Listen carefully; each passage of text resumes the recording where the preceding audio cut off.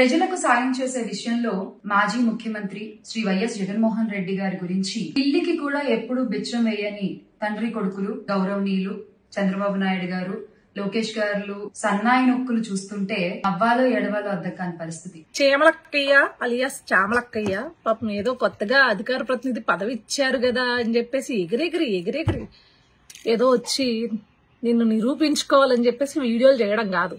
అందులో ఉన్న సబ్జెక్ట్ ఏంది, మనం మాట్లాడే దాని మీద ఎంతవరకు వాలిడేషన్ ఉంటుంది అనేది కూడా చూసుకుని మాట్లాడాలి చామలక్క. లేకపోతే పరువు పోద్ది. మేమేదో చాలా ఆనందంగా నీ ఐరన్ లెగ్ నువ్వు ప్రచారం చేసిన ప్రతి చోట ఓడిపోయింది, ఇలాగే నువ్వు 10 కాలాలు చల్లగా ఉండి అదే పార్టీలో ప్రచారం చేసుకుంటూ ఉండాలని మేము కూడా ఎక్స్పెక్ట్ చేస్తున్నాం. నిన్ను ఏదో టార్గెట్ చేయాలని ఎక్స్పెక్ట్ చేయట్లేదు. సరే, ఏదో అధికార ప్రతినిధి ఇచ్చిన వెంటనే పాపం ఆతృతగా వచ్చేసి నిన్ను నువ్వు నిరూపించుకోవాలి అని చెప్పేసి ఒక వీడియో చేసాం. అందులో ఏమన్నా అంటే చీమకు కూడా బిచ్చం పెట్టని తండ్రి కొడుకులట.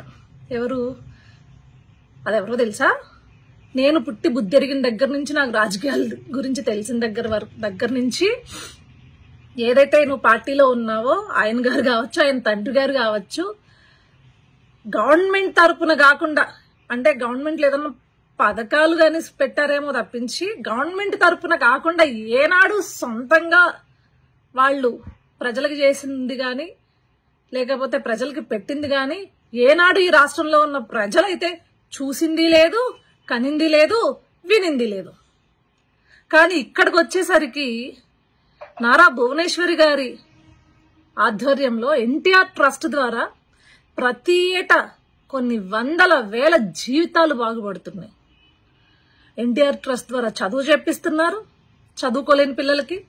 అదేవిధంగా ఎన్టీఆర్ ట్రస్ట్ ద్వారా ఏదైతే ప్రకృతి విపత్తులు వస్తాయో లేకపోతే రాష్ట్రంలో అవసరం ఉంది అన్న చోటల్లా వాళ్ళు వచ్చి వాళ్ళ సాయాన్ని అందించిన పరిస్థితి మనం చూసాం.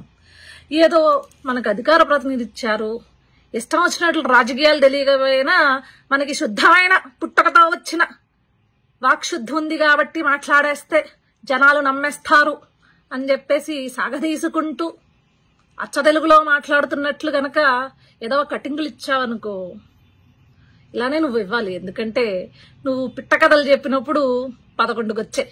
నువ్వు ఇలానే వాక్కుంటా పోతే ఇంకొకటి వస్తుంది. ఆ పక్కన 11 పక్కన 1 పోతే ఇంకొకటి వస్తుంది. వీఆర్ సో హ్యాపీ అమ్మా. బాయ్ చామలక్క.